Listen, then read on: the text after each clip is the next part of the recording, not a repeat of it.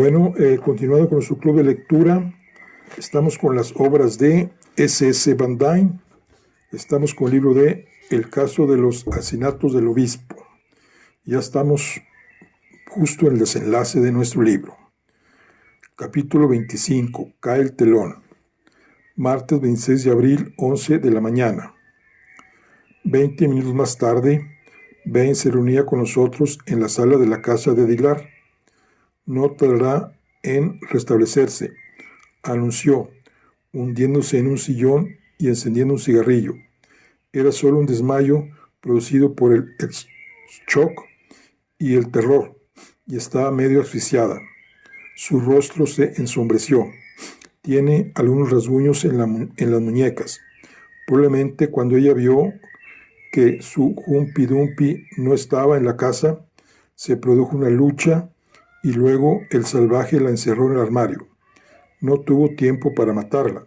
Más aún, al estar en las canciones de Mamá Oca, no debía morir. La pequeña Miss Muffet no fue muerta, sino atemorizada solamente.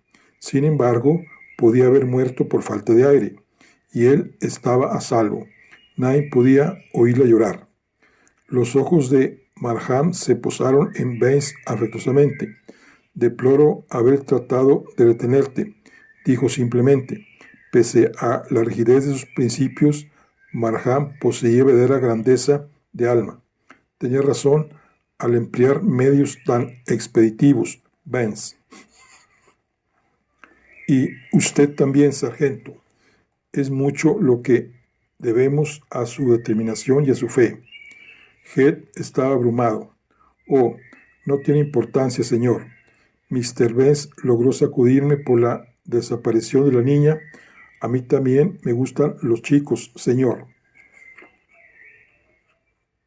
Markham miró inquisitivamente a Vance. ¿Esperabas encontrar viva a la niña? Sí, pero tal vez bajo el efecto de alguna droga. No creí que estuviese muerta, pues eso habría estado en desacuerdo con el plan del obispo.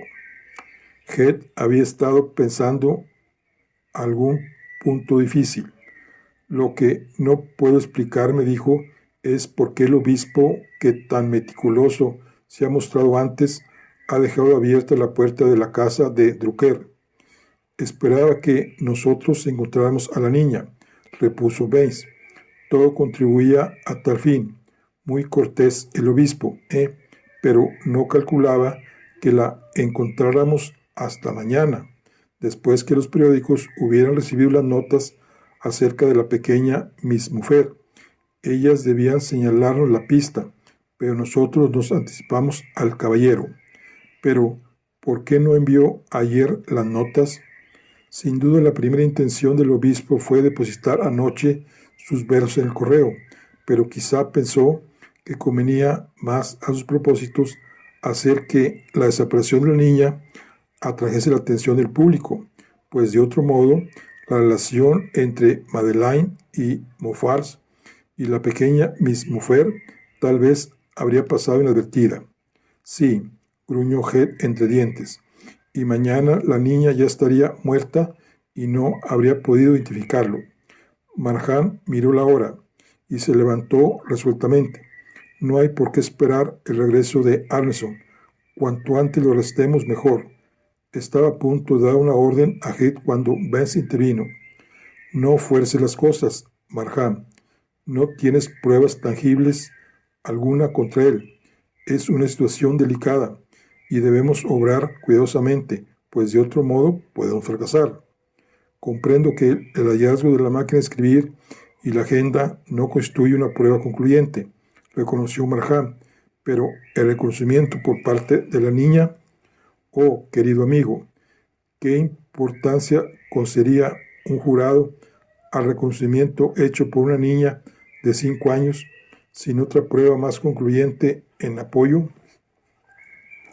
Un abogado hábil la desbarataría en 5 minutos, y aun suponiendo que el reconocimiento fuera valedero, ¿qué provecho sacarías de eso?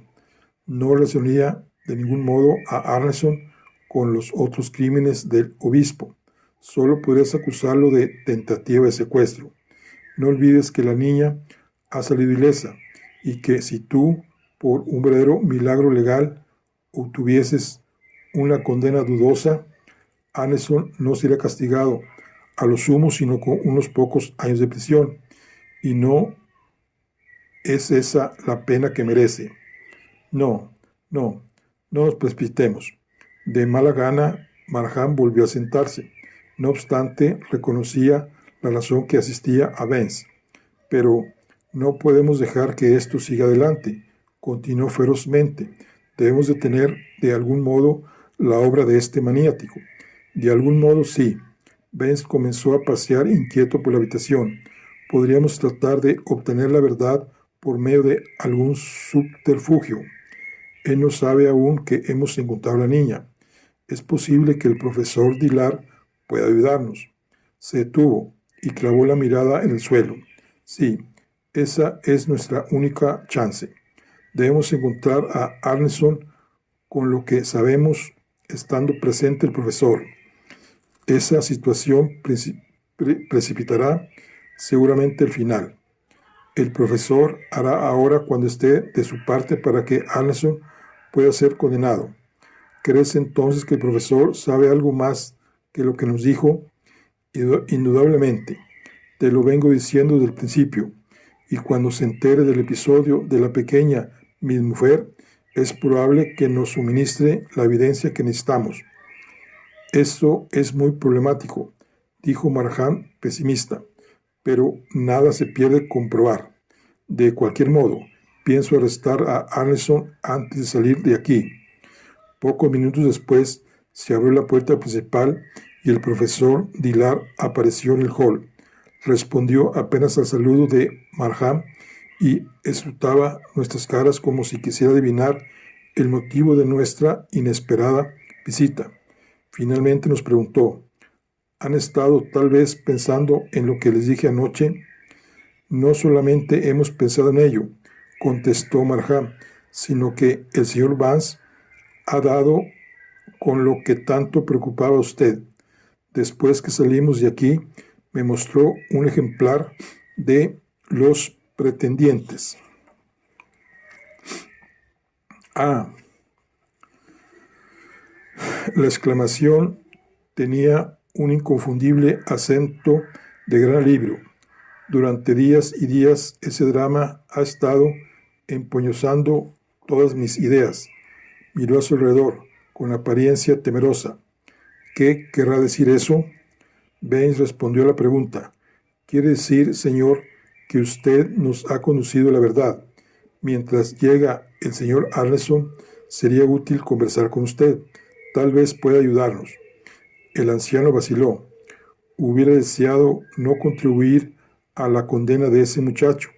Su voz tenía un acento de paternal afecto, pero las líneas de su rostro se endurecieron y un resplandor vindicativo brilló en sus ojos, mientras su mano apretaba el puño de su bastón.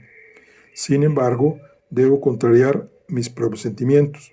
Vamos, haré por ustedes todo lo que pueda. Al llegar a la biblioteca, se detuvo frente al armario y sirvió un vaso de oporto. Después de beberlo, se volvió a Marjan en un gesto como de disculpa. Perdónenme, no estoy en mis cabales, dijo, acercando la pequeña mesa de ajedrez y colocando en ella unos vasos para nosotros. Les ruego disimulen mi descortesía. Y llenó los vasos y se sentó. Acercamos unas sillas. No creo que ninguno de nosotros dejara de experimentar la necesidad de un vaso de vino después de los espeluznantes sucesos por los que acabamos de pasar. Una vez acomodados, el profesor miró a Baines, que estaba frente a él, con ojos cansados. Dígamelo todo, dijo, aunque ello me haga sufrir. Baines sacó su pitillera. Ante todo, permítame una pregunta. ¿Dónde estaba el señor Arneson ayer entre las 5 y las 6 de la tarde? No sé. Parecía hablar de mala gana. Tomó el té aquí en la biblioteca, pero salió a eso de las 4:30 y no volví a verle hasta hora de la cena. Benz lo observó durante un instante con simpatía y luego dijo: hemos encontrado la máquina en que fueron escritas las notas del obispo. Estaba en una vieja maleta escondida en el desván de esta casa. El profesor no dio muestras de sorpresa. ¿Pudieron ustedes identificarla? Fuera de toda duda. Ayer desapareció del parque una niña llamada Madeleine Moffat. En la máquina había una hoja de papel en la que aparecía escrito: la pequeña Miss Muffet se sentó en un montecillo. El profesor Dillard dejó caer la cabeza sobre el pecho. Otra atrocidad. Si no hubiera esperado hasta anoche para advertir a ustedes. El daño no ha sido grande, sin embargo, se apresuró a informarle Benz.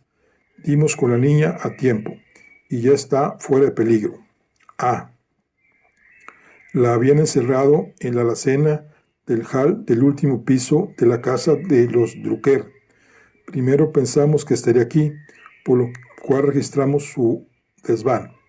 Se produjo un silencio que interrumpió el profesor para decir: ¿qué más pueden decirme? El libro de apuntes de Drucker con sus anotaciones sobre el cuanto, que fue hurtado de su aposento la noche de su muerte. Lo encontramos también en el desván junto a la máquina. Fue capaz de llegar a eso. No fue una pregunta, sino una exclamación de incredulidad. ¿Están ustedes seguros de sus conclusiones? Tal vez si yo no hubiera hecho anoche aquellas sugerencias, si no hubiera sembrado la semilla de la sospecha. No puede haber ninguna duda, murmuró Benz. Mr. Markham arrestará a Arneson cuando regrese de la universidad, pero para serle franco, señor, no tenemos prácticamente ninguna evidencia contra él, y él mismo, Markham, se pregunta si es legal o no detenerlo. Lo más que podemos esperar es una condena por tentativa de secuestro, y eso si la niña lo reconoce. Sí, la niña lo sabrá. Una intensa amargura se reflejó en la mirada del anciano. Sin embargo, habrá otros medios de hacer justicia por los demás crímenes. Ben se hundió pensativo en su sillón, con los ojos clavados en la pared. Por último, habló con tranquila gravedad. Si Mr. Arneson estuviese convencido de que nuestros cargos contra él son graves, elegirá el suicidio como medio de liberación. Esa sería tal vez la solución más humana para todos. Markham estuvo a punto de protestar indignado, pero Benz se le anticipó. El suicidio no es un acto indefendible per se. La Biblia, por ejemplo, contiene numerosos relatos de suicidios heroicos. ¿Qué ejemplo de valor más hermoso que el de Racis cuando se arroja de la torre para escapar del yugo de Demetrio? Confieso que el hombre de Racis me era desconocido, y cuando más tarde lo verifiqué, descubrí que el episodio al que Ben se había referido no aparece en la Biblia anglicana, sino en el libro segundo de los Macabeos de los apócrifos.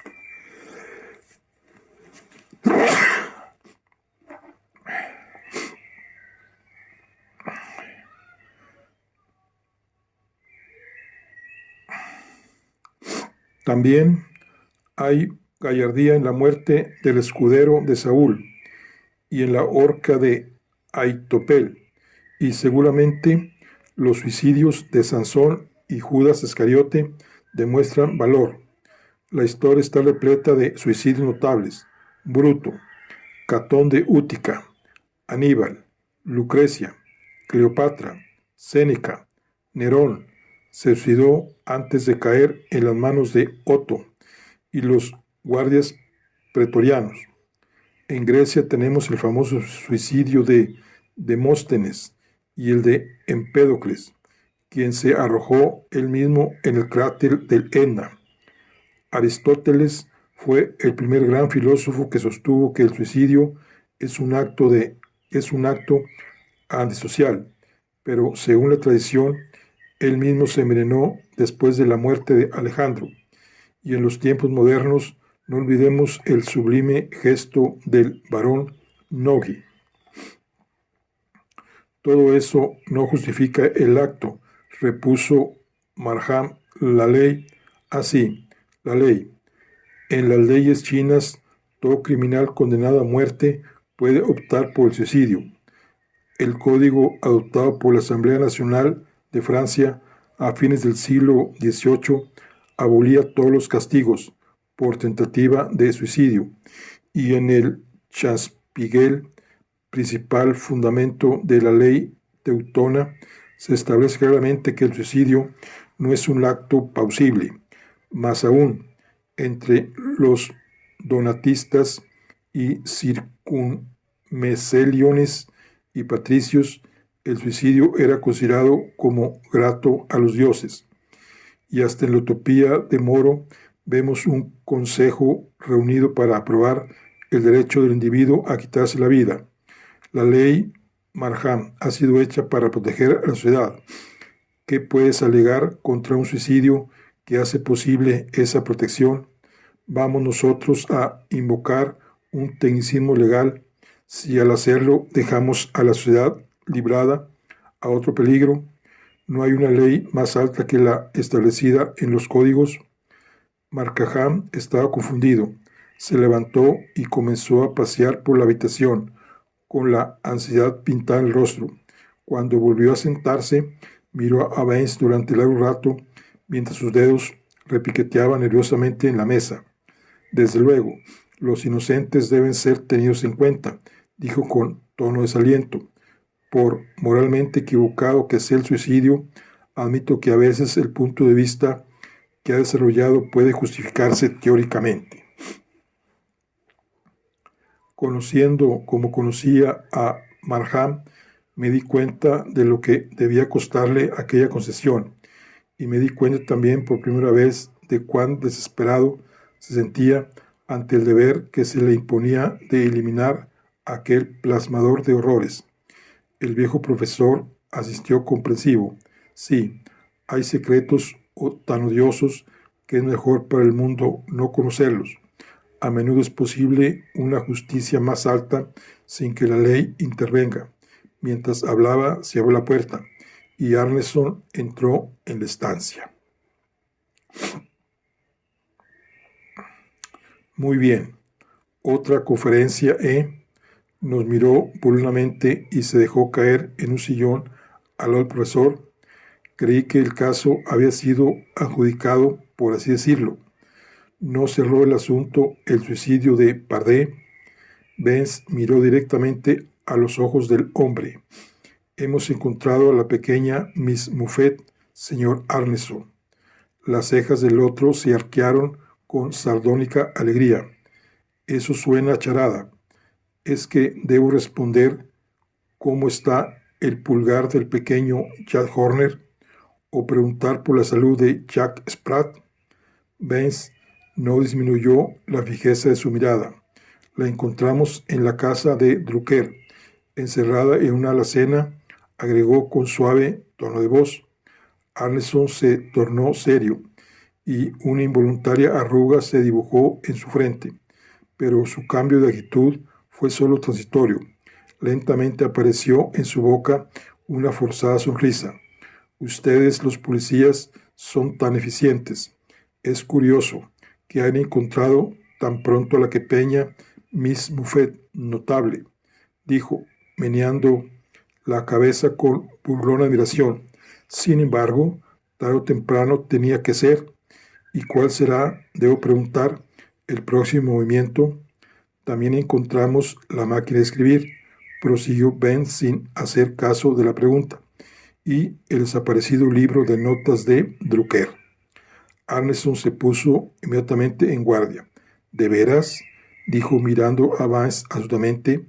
¿Y dónde estaban esos legendarios objetos? Arriba, en el desván. Ajá, violando domicilios, Algo parecido. Con todo, se burló Arneson, no veo que eso constituya una prueba definitiva contra nadie. Una máquina de escribir no es como un traje, que solo le queda bien a una persona. ¿Y quién puede decir cómo llegó a nuestro desván el libro de notas de Drucker? Tiene que encontrar algo mejor, señor Vance. Desde luego, está el factor oportunidad.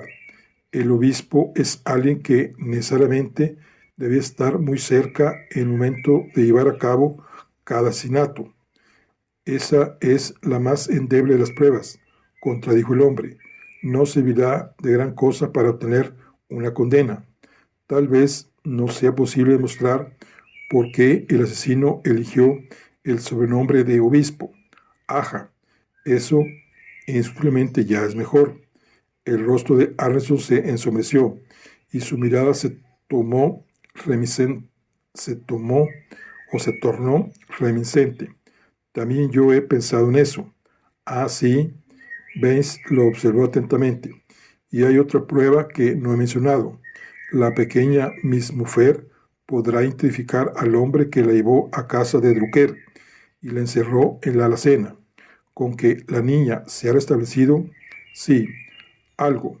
Realmente está bastante bien. ¿Sabe? La encontramos 24 horas antes de lo que el obispo había calculado. Anderson permaneció en silencio. Se miraba las manos que, aunque enlazadas, se movían nerviosamente.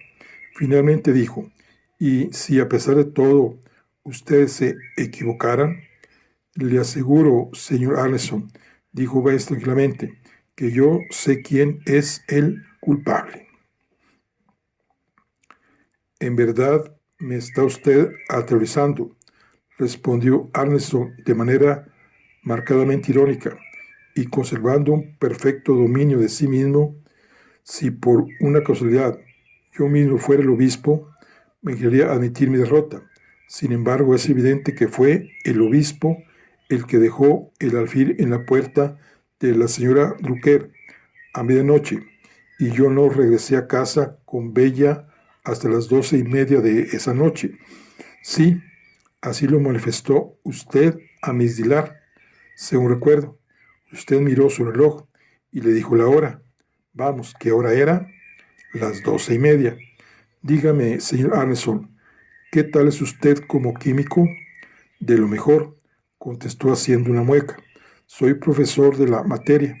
¿Por qué me lo pregunta? Cuando estuve registrando el desván esta mañana, descubrí una pequeña alacena empotrada en la que alguien ha estado destilando ácido cianhídrico del ferrocianuro potásico. Había ahí una máscara y todo el instrumento. Un fuerte olor a almendras amargas se sentía aún. Un tesoro en nuestro desván. Una especie de guardia de Loki, al parecer. Exactamente, dijo Baines gravemente. El escondrijo es un espíritu maligno. El escondrijo de un espíritu maligno. Diría que por precaución, en caso de verse en dificultades, el obispo podía desaparecer de la escena sin sufrimiento. Todo estaba preparado, como usted ve. Arneson asintió, en una actitud bastante atinada de su parte, realmente muy decente. No es necesario molestar a la gente si uno resulta acorralado. Sí, muy atinada. Durante ese siniestro diálogo, el profesor Dillard había permanecido sentado, ocultando el rostro entre las manos, como si estuviera sufriendo. Luego se volvió acongojado hacia el hombre al que había servido de padre durante años. Muchos grandes hombres, Sigurd, han justificado el suicidio, comenzó, pero Arneson lo interrumpió bruscamente con una carcajada cínica. Bah, el suicidio no necesita justificación. Nietzsche enlazó la muerte voluntaria.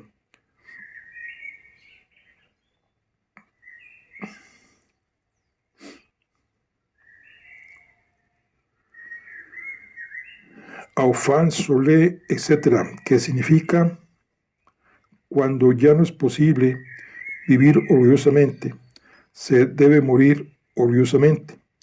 La muerte que sobreviene en circunstancias despreciables, la muerte que no es libre, la muerte que llega en momento inoportuno, es la muerte del cobarde. No está en nuestro poder evitar venir al mundo, pero este error, pues a veces es un error, puede ser rectificado si lo creemos necesario. El hombre que se elimina ejecuta el más estimable de los actos. Por llevarlo a cabo, casi merecería vivir. Aprendí de memoria este pasaje de El crepúsculo de los ídolos cuando era joven y nunca lo olvidé. Es una doctrina sana. Nietzsche tuvo muchos ilustres predecesores que apoyaron el suicidio. Intervino Banzé. Zenón, el estoico, nos dejó un apasionado ditirambo en defensa de la muerte voluntaria. Y Tácito, Epicteto, Marco Aurelio, Catón, Kant, Fichte, Diderot, Voltaire y Rousseau, todos escribieron apologías del suicidio. Schopenhauer protestó airadamente contra el hecho de que el suicidio fuese considerado en Inglaterra como un crimen. Sin embargo, pienso, si el tema puede ser planteado, creo en cierto modo que es un asunto demasiado personal para hacerlo objeto de una discusión académica. El profesor convino en ello tristemente. Nadie puede saber lo que ocurre en el corazón humano en esa postrera hora.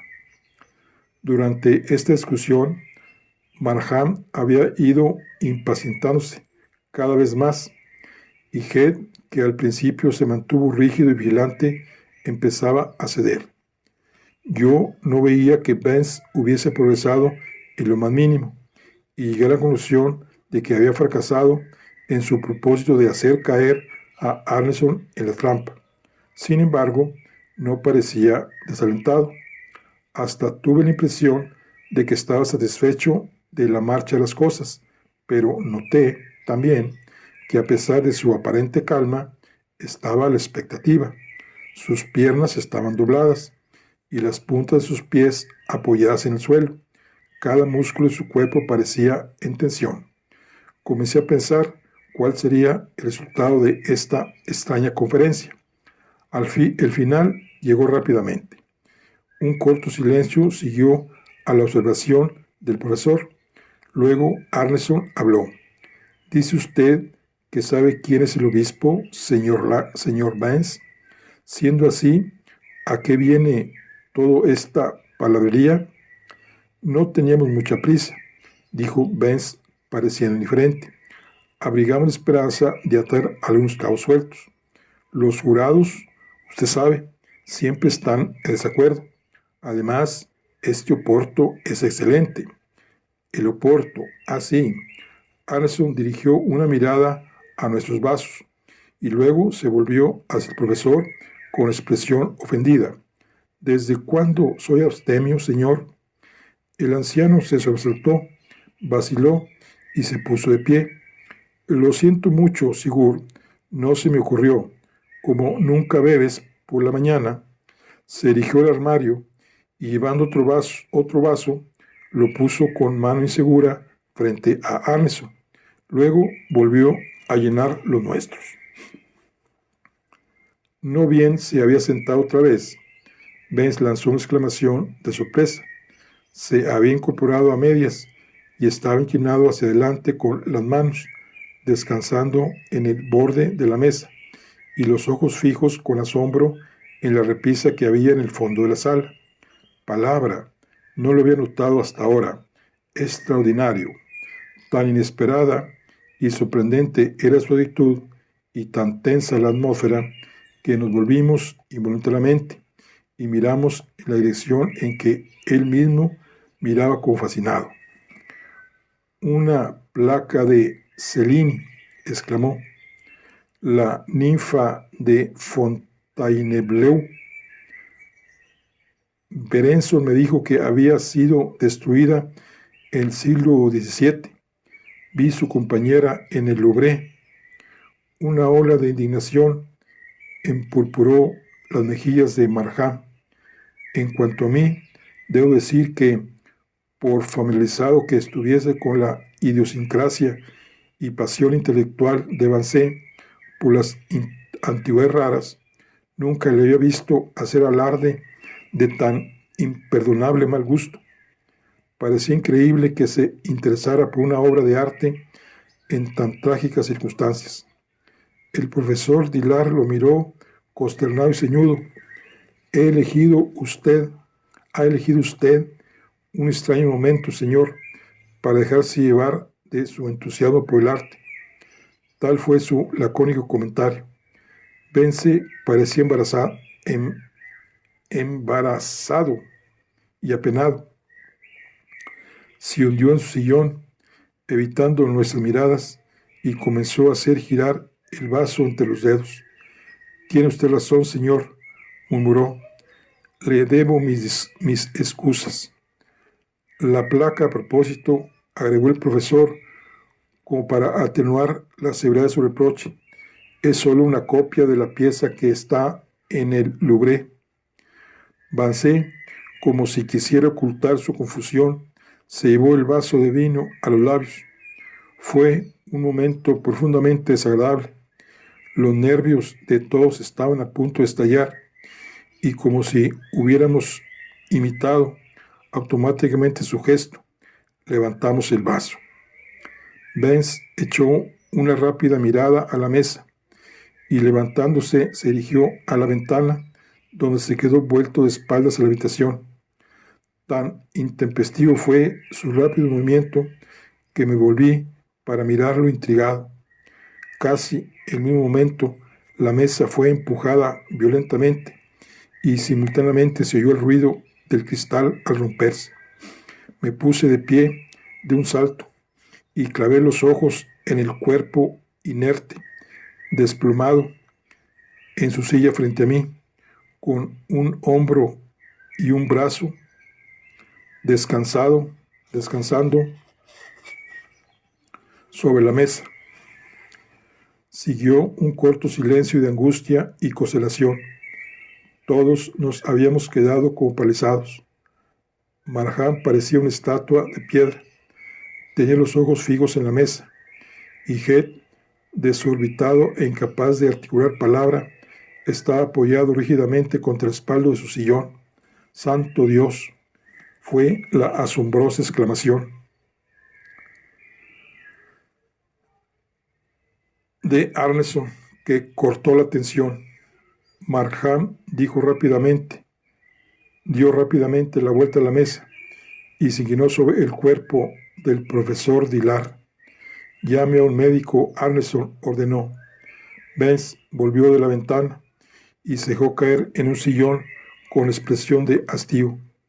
Nada se puede hacer por él, dijo con un profundo suspiro de fatiga. Se preparó para una rápida e incruenta muerte cuando destiló su ácido cianhídrico. El caso del obispo ha terminado. Marjam lo miraba perplejo. Oh, sospeché a medias la verdad desde la muerte de Pardé, siguió Benz como respuesta a la muda pregunta del otro, pero no estuve seguro hasta anoche, cuando él se apartó de su camino para cargarle la culpa al señor Arneson. ¿Qué es eso? Arneson se volvió al teléfono. Oh sí, asintió Benz. Usted debía pagar por él. Desde el principio usted había sido elegido como víctima. Hasta llegó a sugerirnos la posibilidad de que fuese el culpable. Arneson no pareció sorprenderse, tanto como era dable esperar. Sabía que el profesor me odiaba, dijo. Estaba intensamente celoso de mi interés hacia Bella. Además, iba perdiendo su vigor intelectual. Lo he estado observando durante meses. Yo he realizado todo el trabajo que aparece en su nuevo libro y se resentía por cada honor académico que se me confería. Yo llegué a presentir que él estaba en el fondo de toda esta diablura, pero no estaba seguro. No creí, sin embargo, que tratase de enviarme a la silla eléctrica. Baines se levantó y, acercándose a Arneson, extendió su mano. No había peligro de que eso ocurriera, y debo pedirle disculpas por la forma en que le he tratado durante la última media hora. Era solo una cuestión de táctica. Usted comprenderá, no poseíamos ninguna prueba efectiva y yo esperaba forzar su mano. Arneson sonrió sombríamente. No necesita disculparse, amigo mío. Yo sabía que usted no había puesto sus ojos en mí. Cuando usted empezó a atacarme, me di cuenta que era una simple cuestión de técnica. Ignoraba sus propósitos, pero seguí sus sugerencias lo mejor que pude. Espero no haber estado muy torpe. No, estuvo muy bien. ¿Le parece?, dijo Arneson, frunciendo el ceño con honda perplejidad. Lo que yo no puedo comprender es por qué ingirió el ácido prúsico cuando a quien sugería usted que lo hiciera era a mí. Eso no lo aclararemos nunca, dijo Baines. Quizá haya temido que la niña le reconociera o que haya penetrado en mi farsa. Quizá también renunciara en el último momento a descargar sobre usted la culpabilidad. Como él mismo dijo, nadie puede saber qué experimenta el corazón humano en la hora postrera. Arneson se quedó inmóvil. Miraba fijamente a Baines como si quisiera penetrar en el fondo de su pensamiento. Está bien, dijo por último. Dejémoslo así. De todos modos, gracias.